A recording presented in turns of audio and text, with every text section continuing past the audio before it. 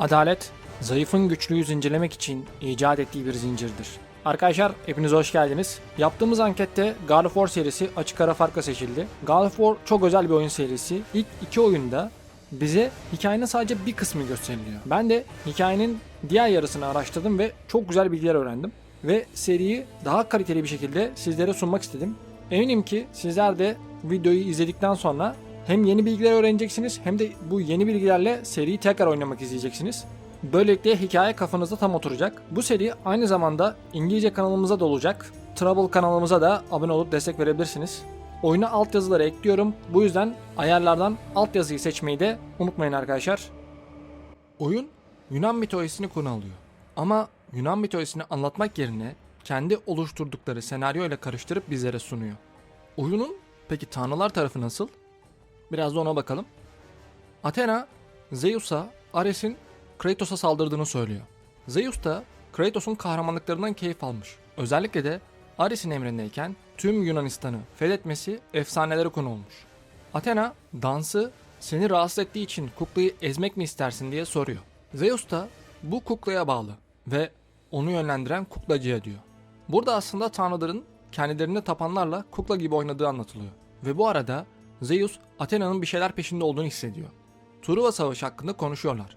Ve Zeus o şehri sevdiğini ama birçok oğlunun o şehri savunmak için öldüğünü söylüyor.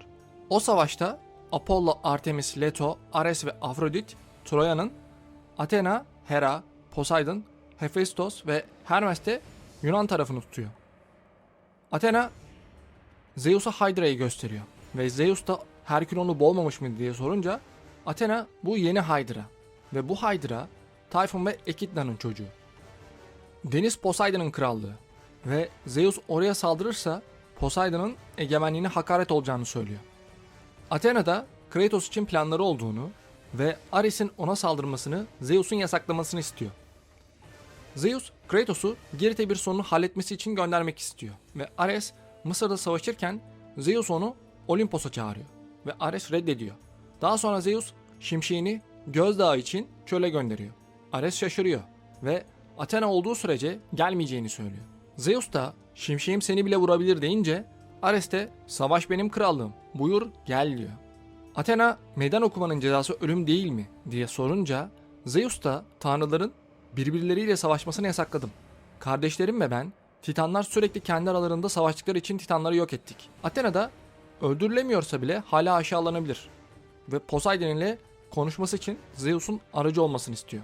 Athena ve Poseidon deniz kıyısında konuşuyorlar. Aralarında Atina şehrinden dolayı bir dargınlık var. Poseidon çok zamanının olmadığını söylüyor. Athena da yine mi Atlantis deyince bu insanların sorunları bitmiyor diyor.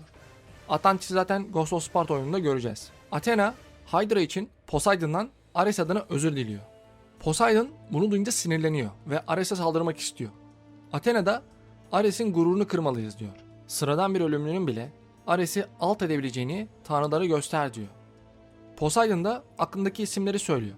Herkül Girit'te bir yerde, meşgul değil mi? Peirotus Hades'te, Theseus yaşlı ve Perseus onun ne yaptığını kim bilebilir diyor. Athena da Ghost of Sparta'yı öneriyor ve Poseidon'un ona gücünü vermesini istiyor. Başlayalım. The gods of Olympus have abandoned me.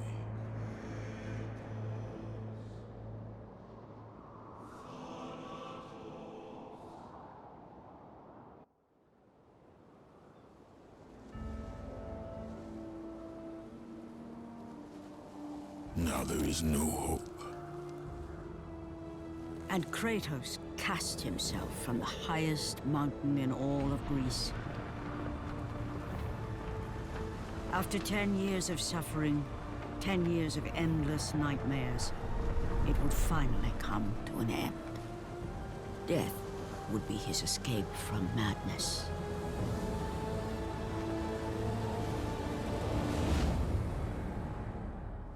But it had not always been this way. Kratos had once been a champion of the gods. Foul beast! I will send you back to the depths of Hades!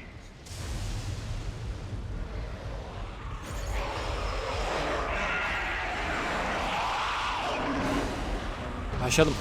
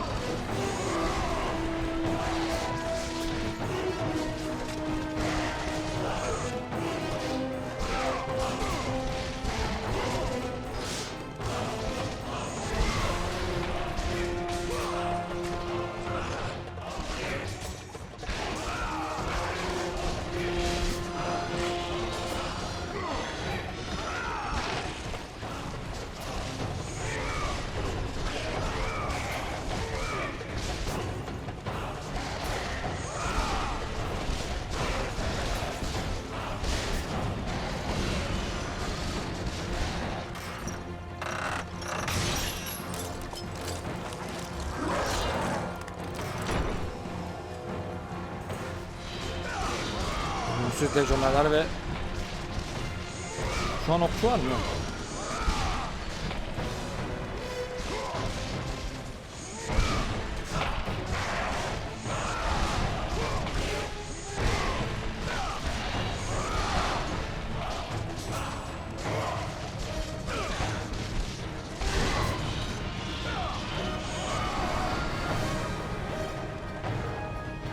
Evet arkadaşlar, Kratos isimli bir kahramanı canlandırıyoruz. Biz şu an bir hikayenin ortasındayız ve işler buraya nasıl geldi sorusunun cevabı çok uzun. Bu yüzden parça parça anlatacağım ve seriyi dikkatli takip edin arkadaşlar. Burada Kratos bir ticaret gemisinin peşinde, aslında bir tüccarın peşinde ve Kratos onun peşinden ta gemiler mezarlığı denilen bu yere geliyor. Bakın zaten bir sürü gemi burada hurdaya dönmüş vaziyette. Burayın ismi Gemiler Mezarlığı. Kratos'un içecek suyu kalmamış. Tüccarın da suyu var. Aslında Kratos'la tüccar tam anlaşırken tüccarın gemi kaptanı Kratos'u görüyor ve kaçmaya başlıyor. Kratos da o yüzden bayağı bir bilenmiş vaziyette. Bunların peşinde.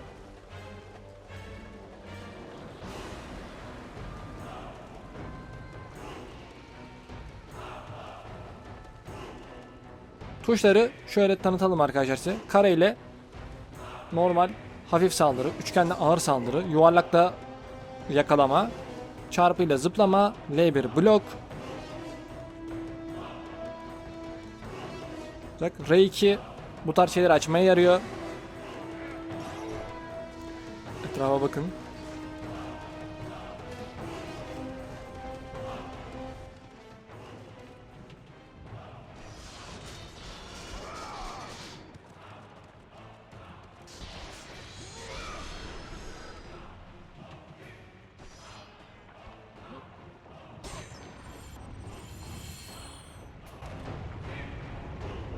Burada Kratos'un mürettebatında da bazı kişiler var ve bu kişiler de hem Harpilerden, Hydra'dan korkuyor. Hydra'dan da bahsedeceğiz arkadaşlar. Hydra, Algoris'teki Lerna antik kentinin yakınındaki bataklıklarda yaşayan korkunç bir canavar. Nemea aslanına benzer şekilde Echidna ve Tayfun'un çocuğu. Hydra'nın bir yılan gövdesi ve birçok kafası var. Ve diğer kafalardan herhangi biri kopsa yerine bir başkası çıkar. Ayrıca Hydra'nın nefesinden gelen koku insanı veya canavarı öldürmeye yetiyor. Bu kadarını bilmemiz yeterli. Bu demin savaştığımız canavarlar da ölümsüz lejyonerler ve bunların bir de okçu versiyonu var. Bunlar Ares'in emrindeler. Diğer tüm insanlık orduları da Athena'nın emrinde. Athena ile Ares arasında bir mücadele olmuş. Savaş tanrılarının mücadelesi ve Athena kazanmış. Bu sebeple tüm insanlık orduları Athena'nın emrine verilmiş. Ares de bunu çekemiyor. Evet, birazdan Hydra gelecek arkadaşlar.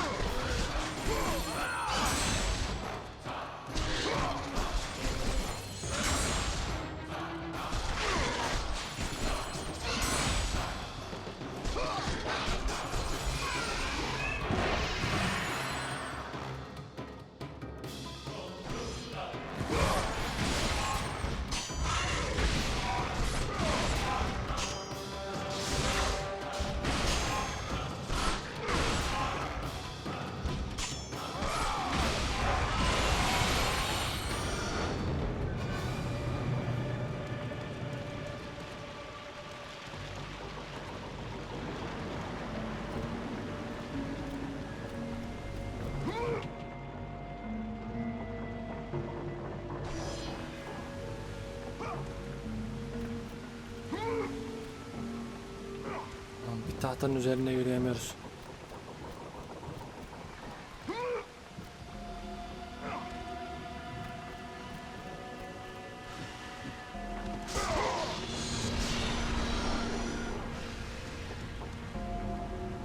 Hydra'nın birçok kafası var.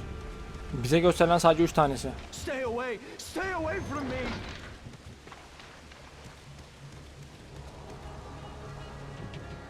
I know who you are, Spartan. I know what you've done.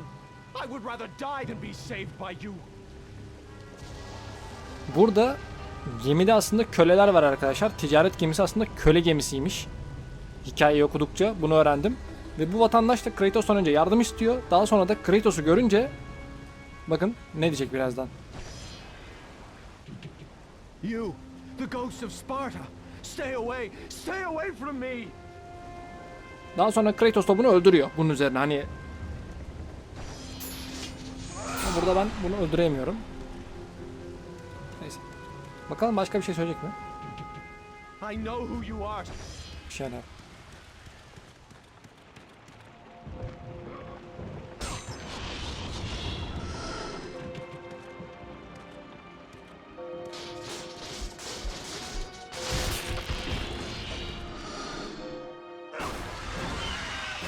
Here we go.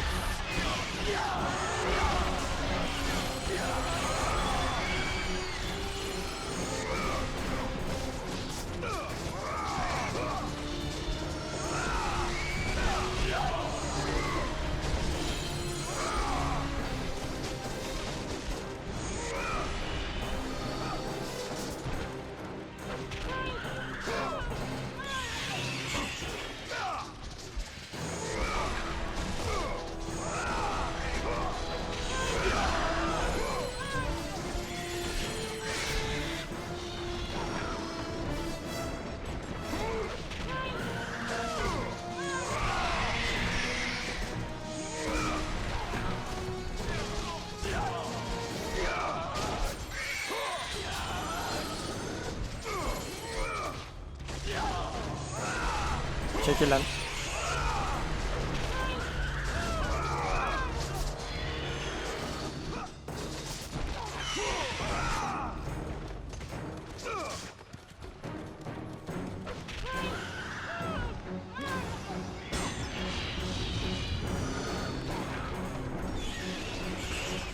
İnsanı bir rahat bırakın değil mi?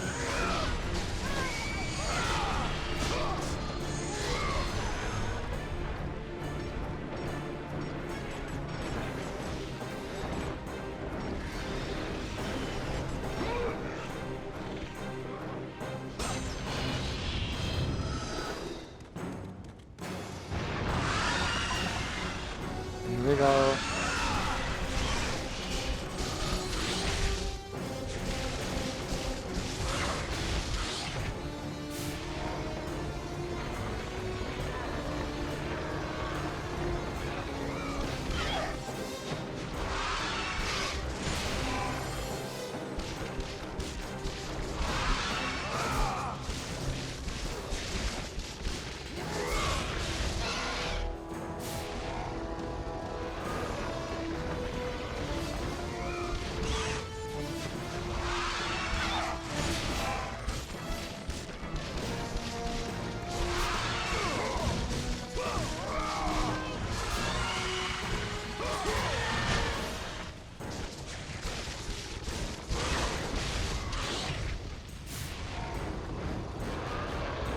Her Kratos'un eti yenmez.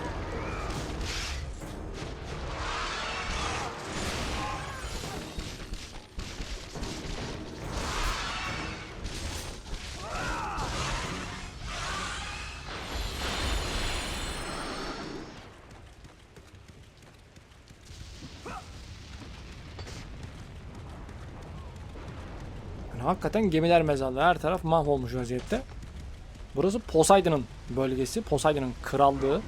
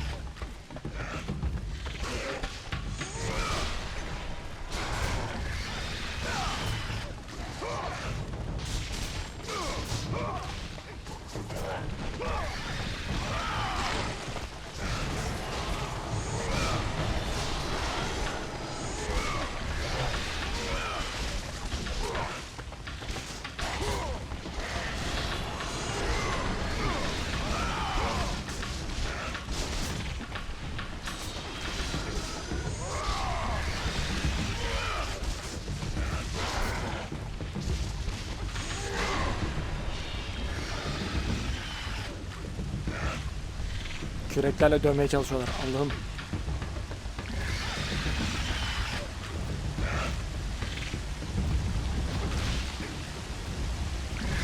Düz gideceksin abi sen. Sağ tarafta bir sandık var.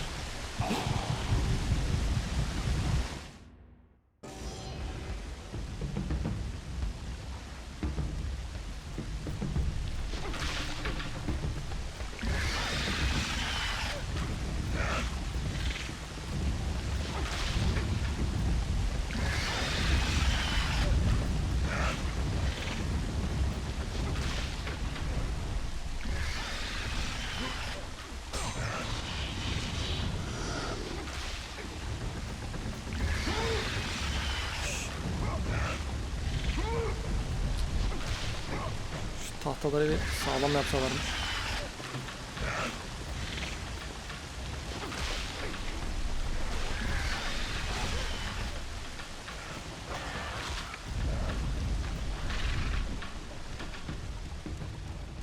İsterseniz buradan save yapabilirsiniz.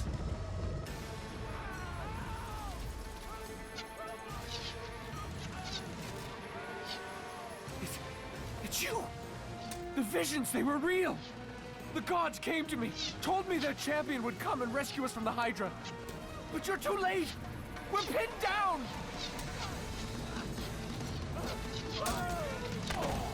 These creatures, they came from nowhere. The ships are all destroyed. All hope is lost, Spartan. Even for you.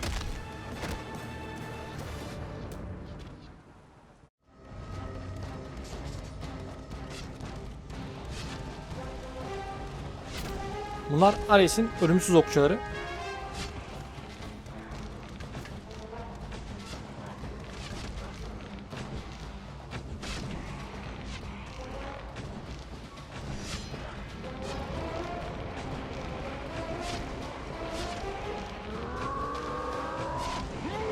Haykırması bittikten sonra itin.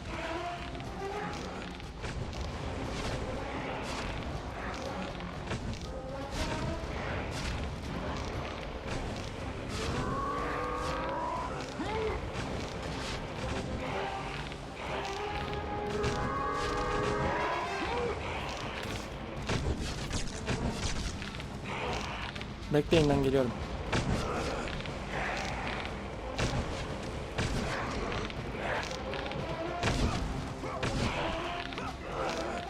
İntikam.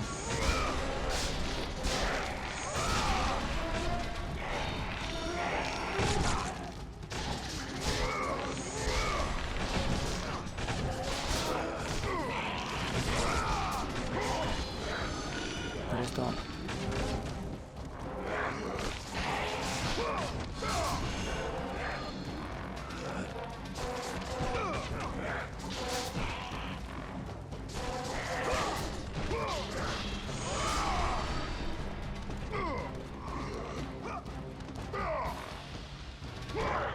Merhaba kardeş.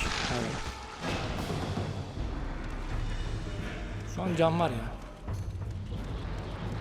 Bu üzerinde durduğumuz geminin ismi Tanrıların Ağıtı. Ama Kratos onun ismini intikam olarak değiştirip ele geçiriyor.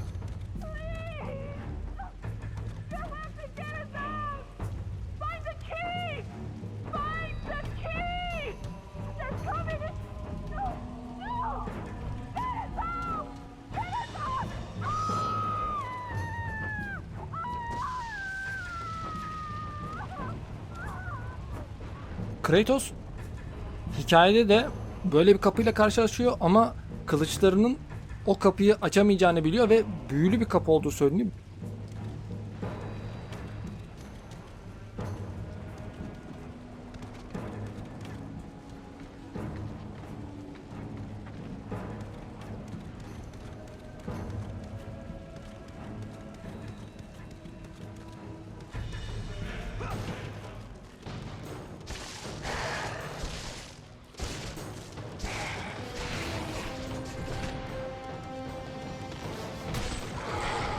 Allah.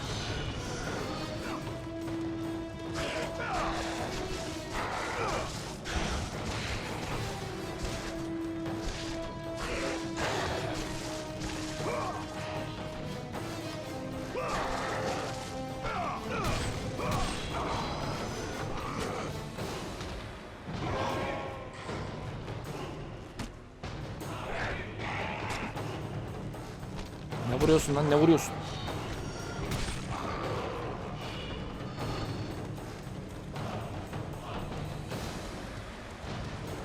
Bunu buraya boşuna koymazlar değil mi? Poseidon'un şeyi oradan görünüyor lan.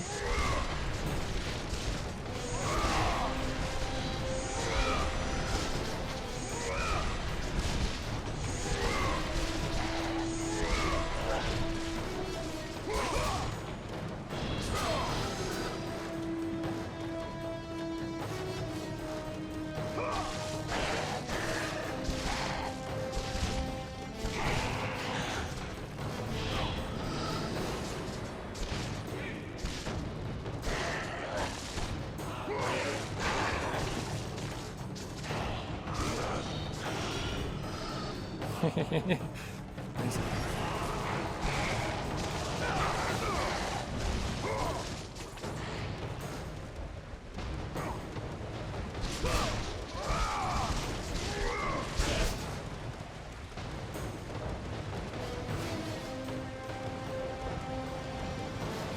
Sadece bakmak istiyorum yani gerçekten.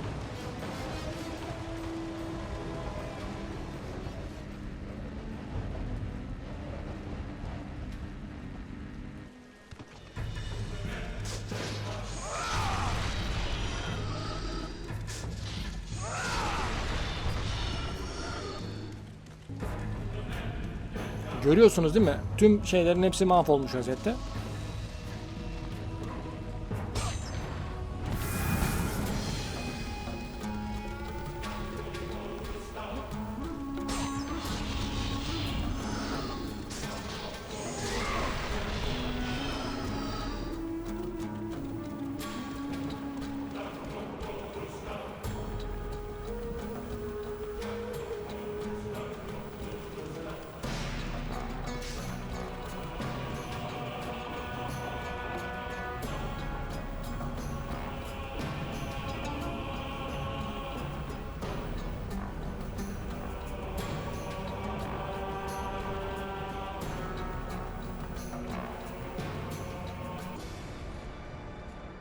Lord Poseidon.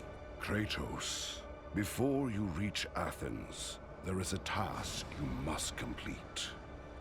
This beast, this Hydra, it has terrorized my seas for far too long. Your skills are admirable, but you will need assistance. You will need the power of the gods. Take this weapon, Kratos. Take this power and use it to defeat your enemies. Poseidon'un öfkesini aldık. Go with the gods, Kratos. Go forth in the name of Olympus.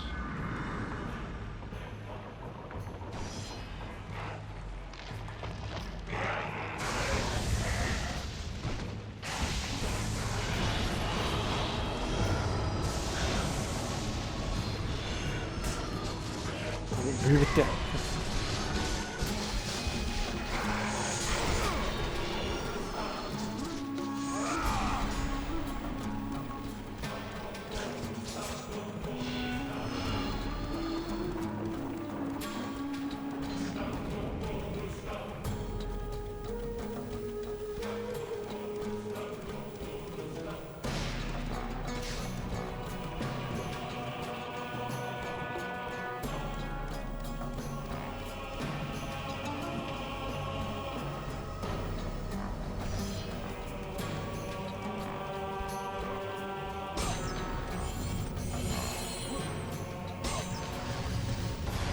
Etrafa bakalım. Ne olur ne olmaz. Bu üzerinde durduğumuz geminin ismi Tanrıların Ağıtı. Ama Kratos onun ismini intikam olarak değiştirip ele geçiriyor. Get them away from the ship! Why won't they die? It's the giant one! He keeps healing the others! No, God! We'll never get out of here! Doomed! We're doomed! We're all...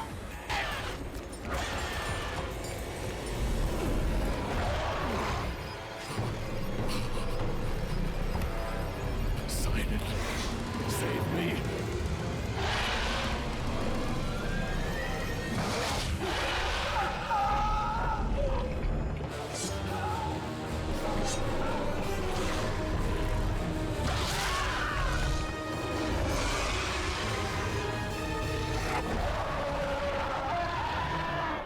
Bağırma lan.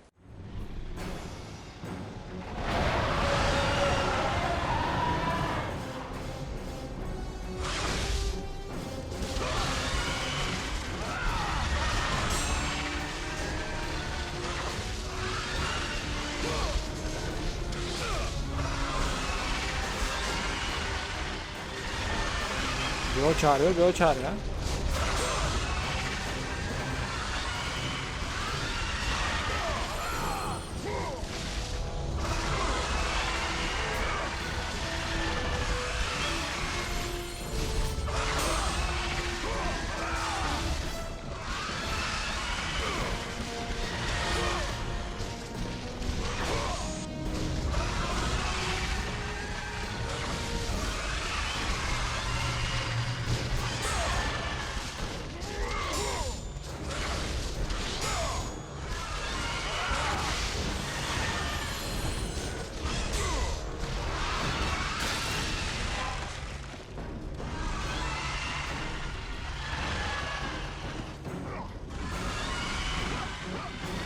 Göklerden gelen bir karar vardır.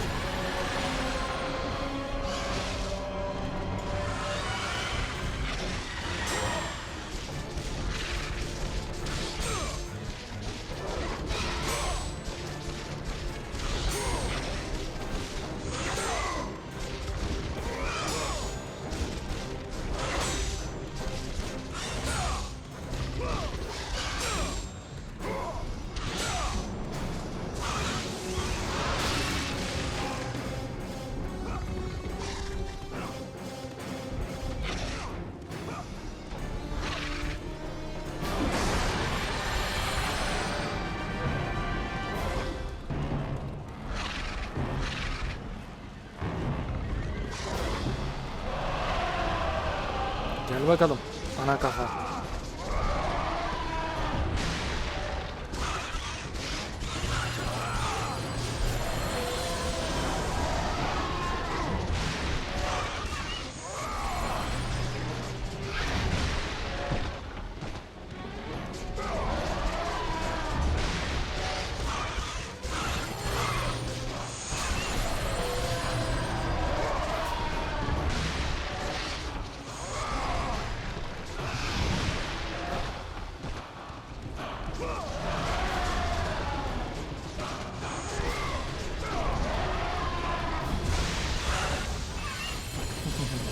Bunu beklemedin değil mi?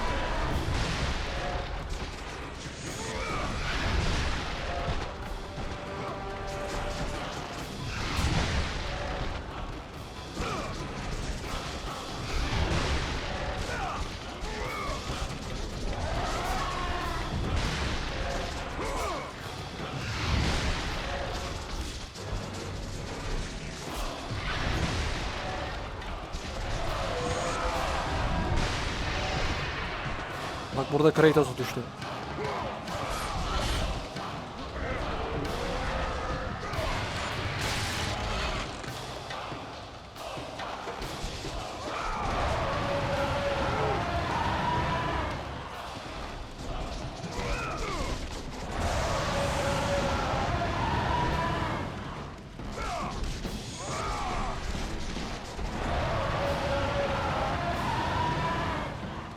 Bağırmayın oğlum, sizin de bu ilk bossların böyle bağırma sevdası var abi.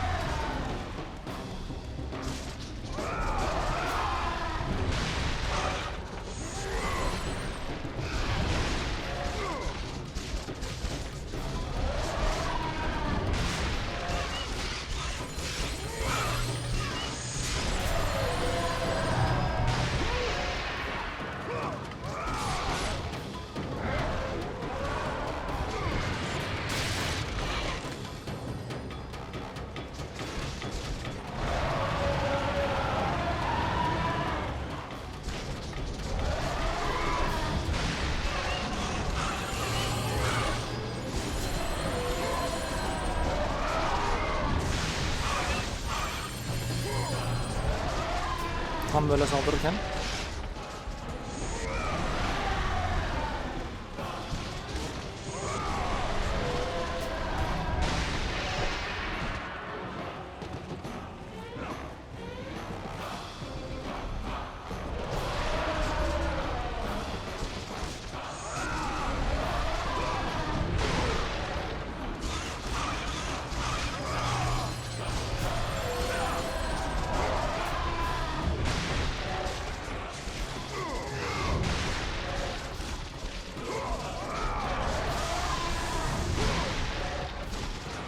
Zamanlama kötüydü.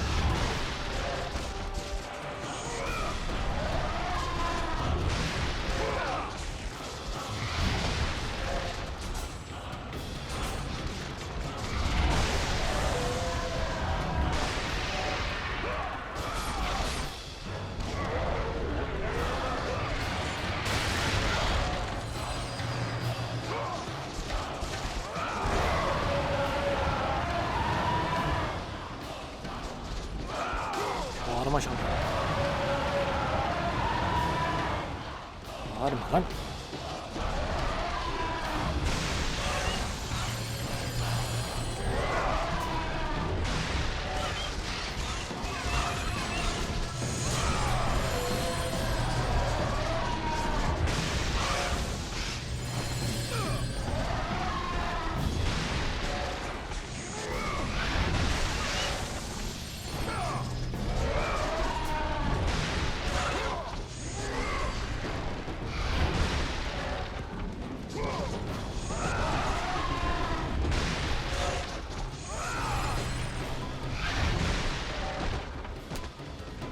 Direkt olmasaydı kaçmıştım.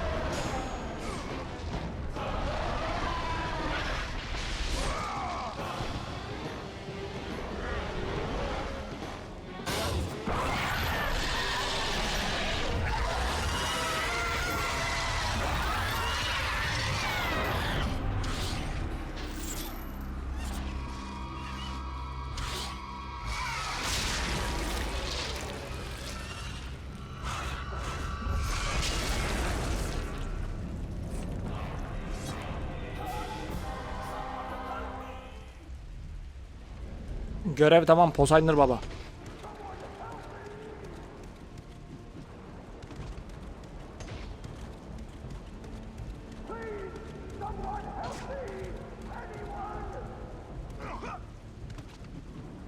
Bu Hydra tekne kaptanı da Kratos'tan en çok çekenlerden biri herhalde. Çünkü Kratos buna nasıl bilendiyse artık ikinci oyunda da karşımıza çıkacak. Hatta Ragnarok oyununda bile bahsedeceğim şimdi. Ben bunu ne çıkmadı? Neyse dur. Önce şey alalım. Help me! God help me!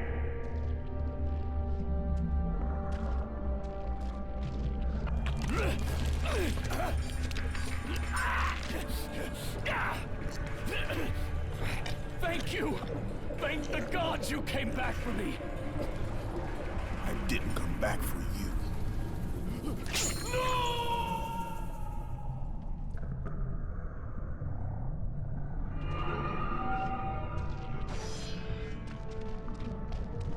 Bu o kapıyı açıyor ve kapıyı büyülemelerindeki nedeni de Kratos anlayamıyor mesela. Niçin diyor ticaret gemisinde bir yer böyle şey olur, büyü kullanılır.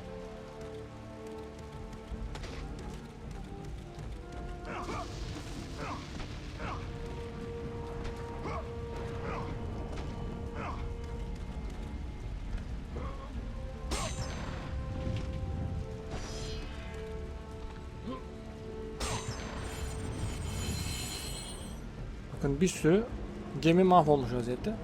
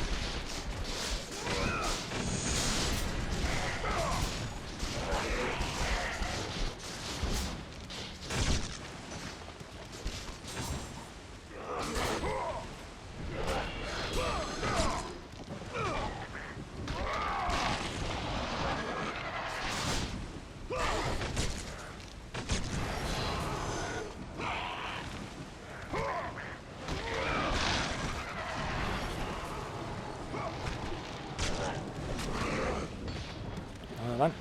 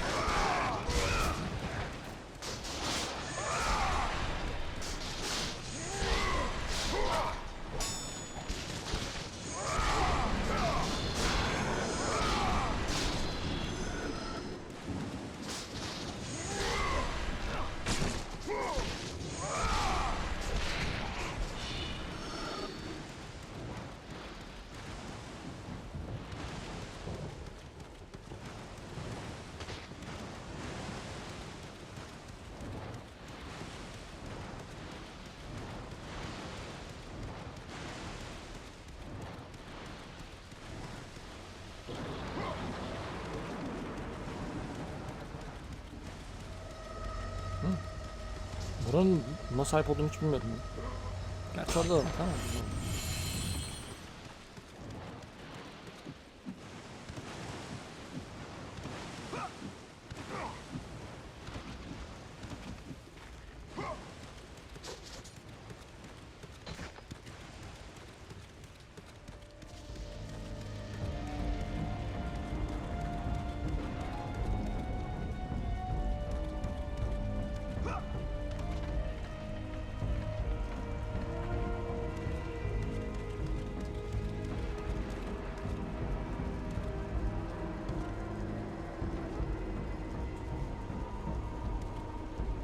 Fark ettiniz mi? Orada bir save yeri var. Acaba orası neresi?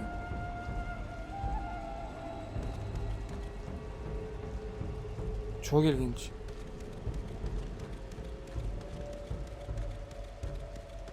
Bir glitch mi acaba? Ya değil. Nereye benziyor orası?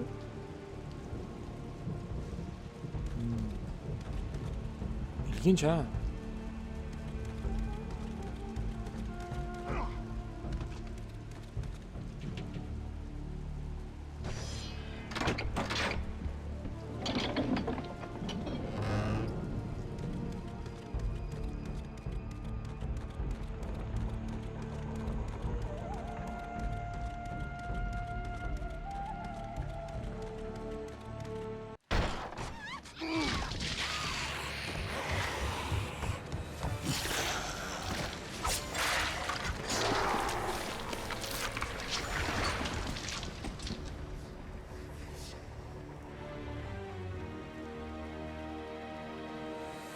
Slaughtered like animals, the victims lay before him, a reminder of his own past, a past he could never escape.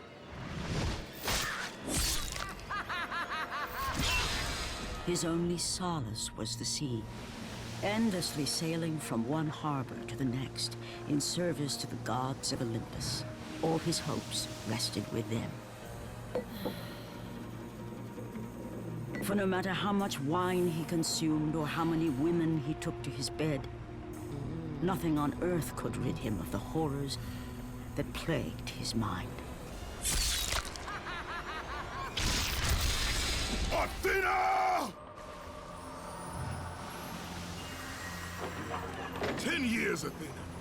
I have faithfully served the gods for 10 years. When will you relieve me of these nightmares? We request one final task of you, Kratos. Your greatest challenge awaits in Athens, where even now my brother Ares lays siege as we speak. Athens is on the verge of destruction. It is the will of Ares my great city fall. Zeus has forbidden the gods from waging war on each other.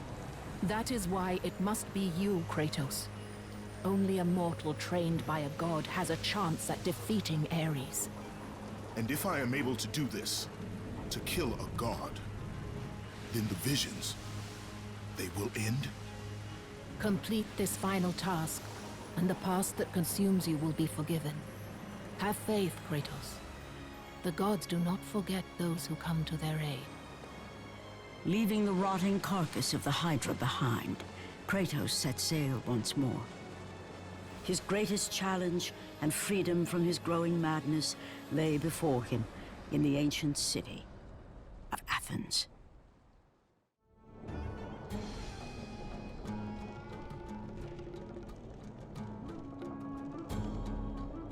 İşte bu hanımlar Afrodit'in kızlarıymış.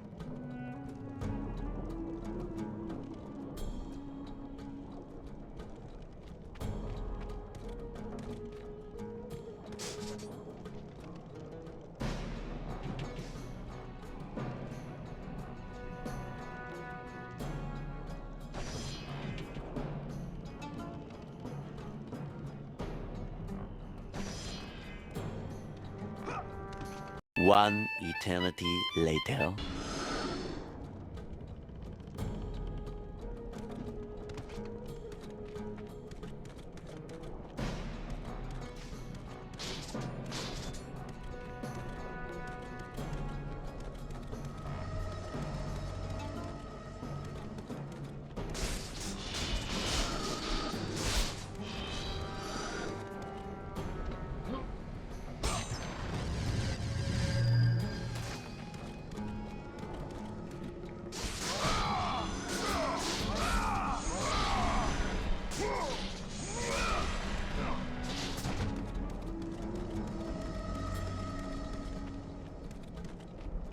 Evet dostlar, bu bölümlük bu kadar. Serinin devamı için videoyu beğenip yorum yapmanız kafi. Abone de olursanız süper olur. Sonraki bölümlerde görüşmek üzere. Kendinize çok iyi bakın.